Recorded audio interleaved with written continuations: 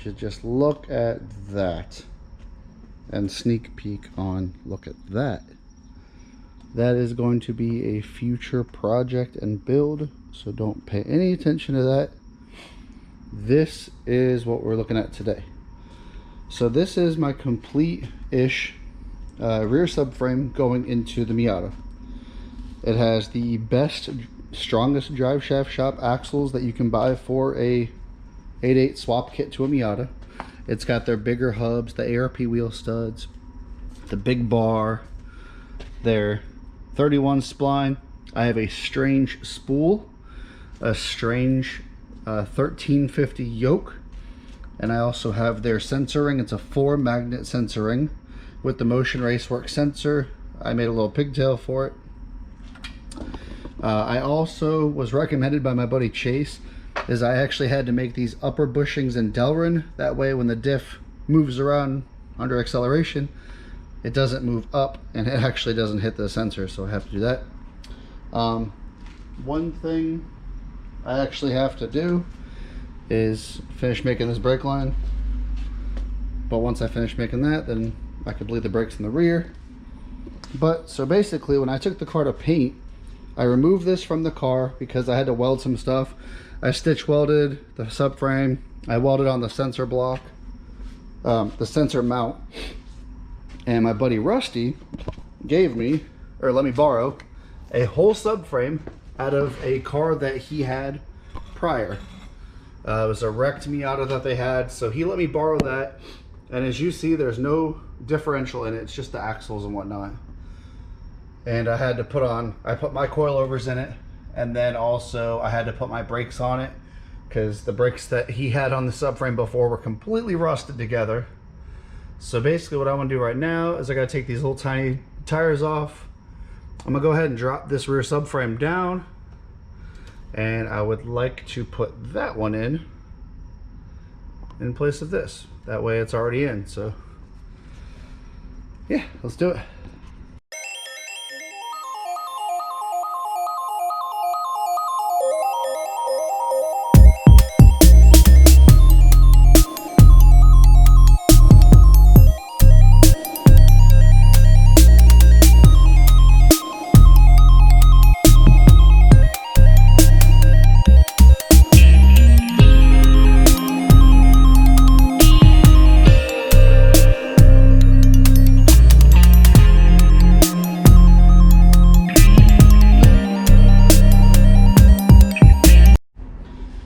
Alrighty, so I dropped the other subframe out.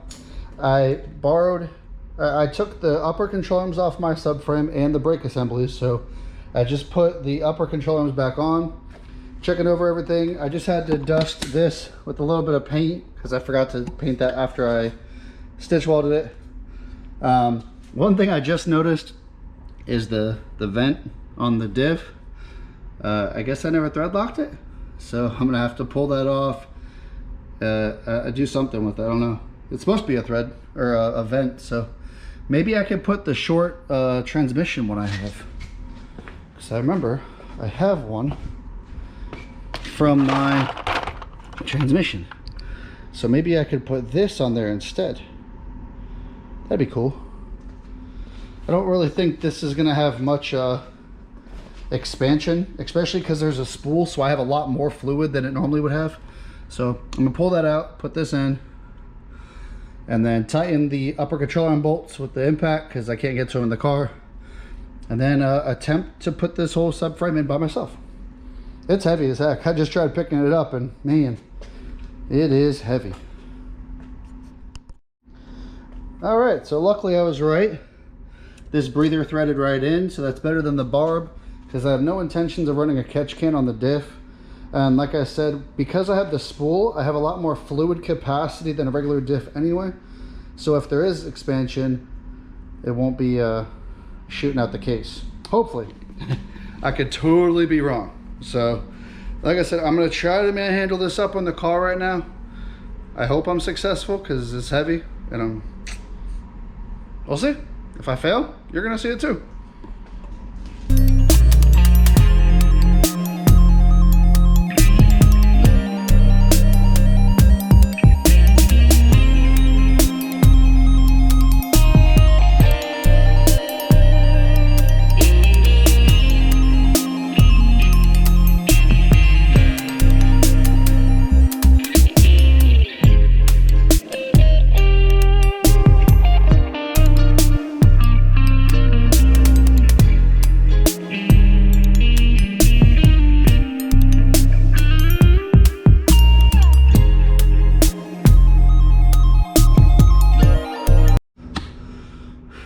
I could be honest with you guys, 10 out of 10 would recommend requesting a friend to help you.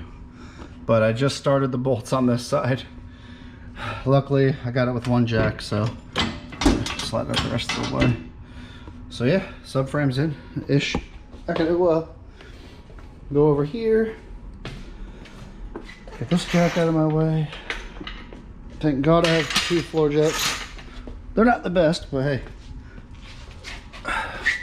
So on this side, like I said, I gotta thread in this bad boy. I already started one nut on this side, so thankfully it caught, and thankfully it just kind of slid up to where it needed to be. So now I'll go ahead and tighten all these. You got the bolt in the center and the 2 studs on the outside with the nuts. So yeah, I'm gonna go ahead and torque the subframe down. And yes, I said torque. And then I get my rotor, put my rotor back on.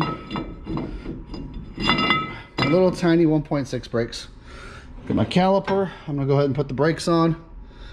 I'm not sure if I'm gonna put the coilovers on right now. BC Racing is right down the road for me, so I'm gonna see about possibly getting them inspected or maybe looked at, checked to see if they're still good.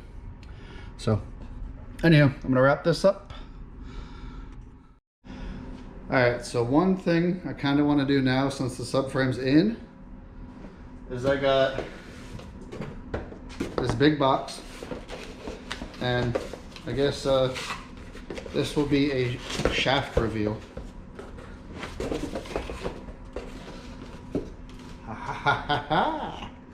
So this is a 4-inch aluminum drive shaft from the drive shaft shop. And then this also has a strange yoke because I have a roller tail power glide. Basically means it's a better housing with the bearing support to support the tail shaft. That way, no vibrations, no braking. So I did already fit this into the trans when I first got it, but obviously it's never been in the car yet. So I kind of just want to throw it in. I have the U-bolt, so I'm not going to tighten it right now, but I just want to physically put it in.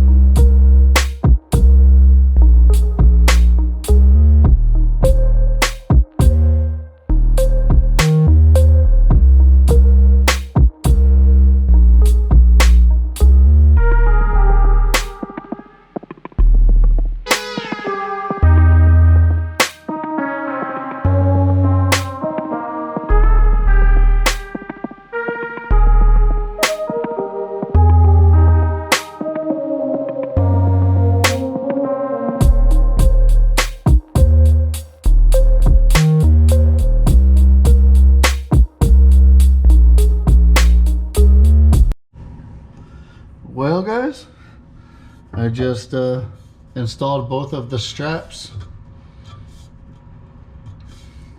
and like I said, this is a drive shaft shop 4-inch aluminum drive shaft. I got this, oh, I don't know if it's kind of hard to see, the car's pretty low. So this right here, here we go, you can see it.